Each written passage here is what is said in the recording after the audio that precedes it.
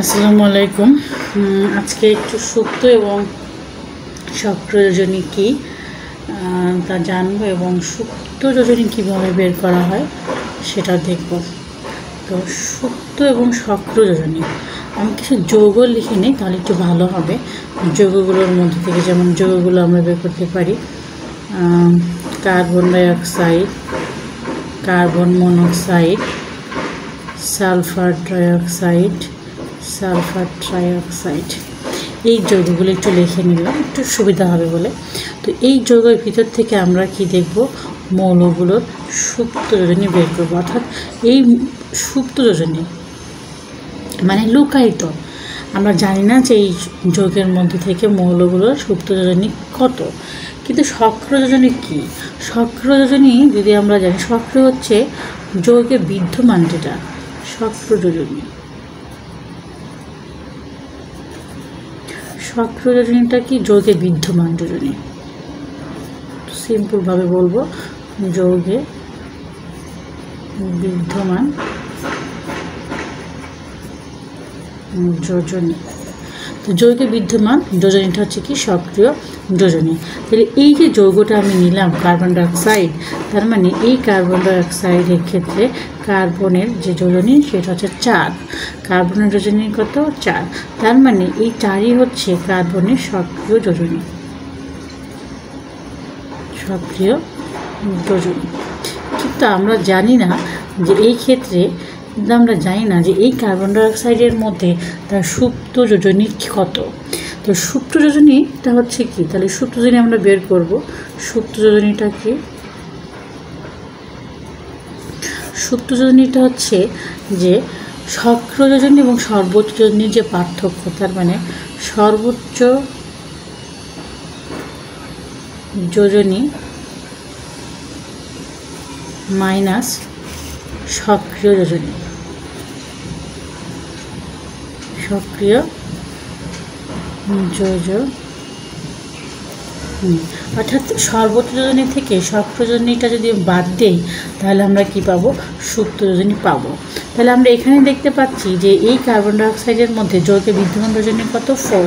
তার মানে 4টা হচ্ছে তার সক্রিয় যোজনী। তো আমরা কি জানি? আমরা জানি যে সুপ্ত যোজনী সর্বোচ্চ যোজনী মাইনাস সক্রিয় যোজনী। তাহলে দেখুন, আমরা কার্বন ডাইঅক্সাইড যৌগের ক্ষেত্রে কার্বনের সুপ্ত যোজনী বের করতে চাই, তাহলে আমরা কি বের করব? এক্ষেত্রে সর্বোচ্চ যোজনী কত? সর্বোচ্চ যোজনী আমরা জানি কার্বনের যোজনী হচ্ছে 2টা, একটা 2 এবং 4। তাহলে অবশ্যই আমরা বুঝতে পারছি যে কার্বনের সর্বোচ্চ যোজনীটা কত হচ্ছে? 4। তাহলে আমরা এখানে কার্বনের ক্ষেত্রে সর্বোচ্চ যোজনী বসাবো 4 মাইনাস সক্রিয় যোজনী বসাবো কত? এই ক্ষেত্রে সক্রিয় যোজনী কত? 4। এই যৌগে 4। তার মানে এই দুটোকে বাদ দিলে কত হবে? 0। তার মানে এই যৌগে কার্বন ডাইঅক্সাইডের সুপ্ত যোজনী বের হলো কত? আমার 0। এখন কার্বন মনোক্সাইডের ক্ষেত্রে তাহলে আমরা কি বের করব? কার্বন মনোক্সাইডের ক্ষেত্রে কার্বনের কত বের হবে? সর্বোচ্চ যোজনী কত? সর্বোচ্চ যোজনী হচ্ছে আমার 4 মাইনাস সক্রিয় যোজনী কত? এই ক্ষেত্রে কার্বনের সক্রিয় যোজনী হচ্ছে 2। তাহলে আমরা বাদ দিলে পাবো 2।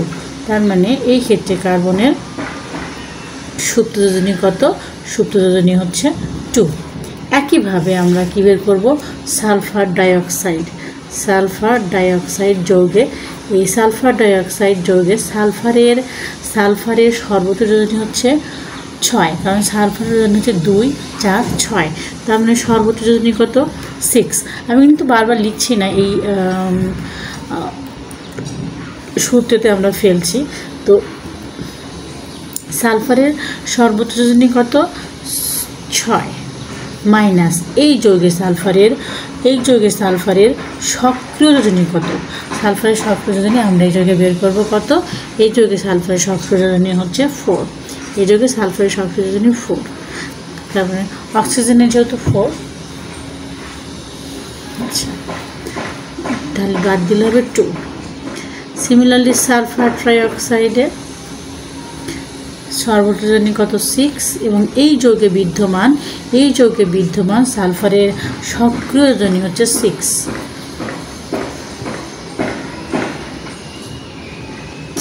তো এভাবে আমরা কি করতে পারি?